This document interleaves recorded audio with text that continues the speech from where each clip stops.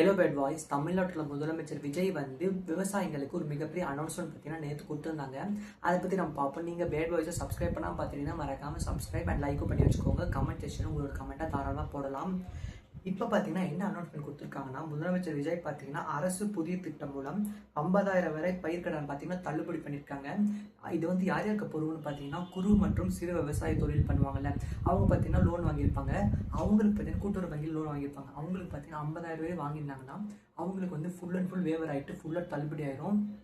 அவங்களுக்கு மட்டும்தான் கேட்டிங்கன்னா இல்லை, அதுக்கு மேலே வாங்கியிருப்பாங்களா 50,000லேருந்து 60, 60லேருந்து 70, 70லேருந்து 80, 89 அந்த மாதிரி பார்த்தீங்கன்னா 1,00,000 வரையும் பார்த்தீங்கன்னா யார் வாங்கியிருக்காங்களோ அவங்களுக்கு பார்த்தீங்கன்னா குறிப்பிட்ட அமௌண்ட்டை பார்த்தீங்கன்னா வேவர் அண்ட் டிஸ்கவுண்ட்னு சொல்லலாம், தள்ளுபடி பண்ணியிருக்காங்கன்னு சொல்லலாம்.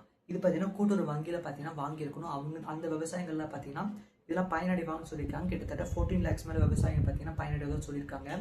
இது மூலமாக பார்த்தீங்கன்னா எதிர்கட்சி கூட பார்த்தீங்கன்னா நீங்கள் வந்து இதில் வந்து அந்த வாக்குறுதி கொடுப்பாங்க, அதில் பார்த்தீங்கன்னா 5 ஏக்கர் பண்ணுறதா சொல்லியிருந்தாங்க.